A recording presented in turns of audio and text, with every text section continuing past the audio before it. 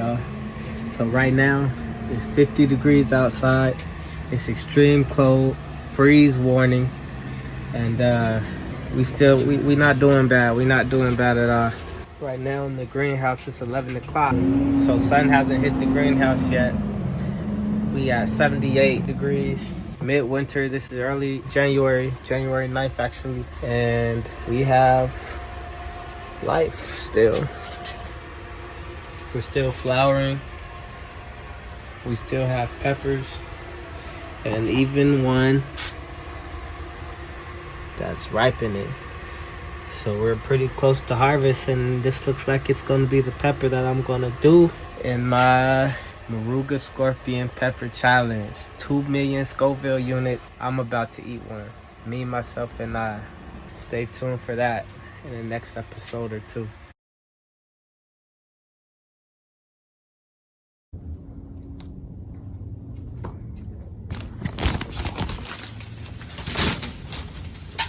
Yeah. So halfway through the frost, halfway through the freeze warning, we're still good.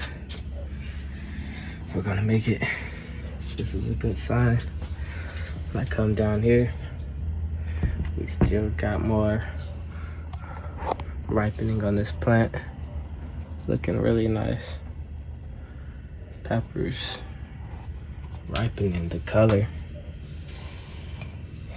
That's exciting.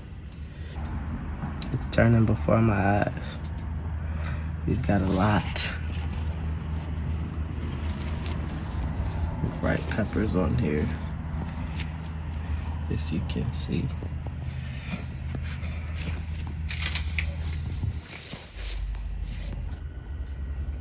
And it's still 82 degrees in the greenhouse.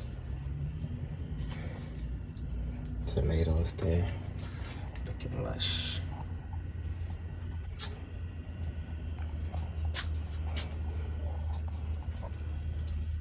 New growth there.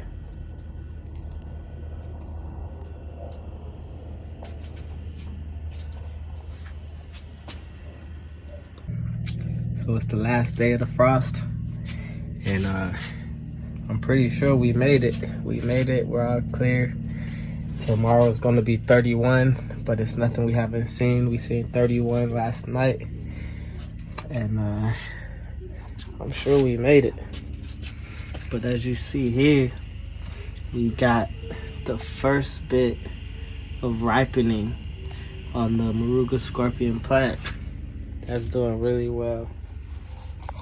So that plant, that pepper is turning, it's ripening.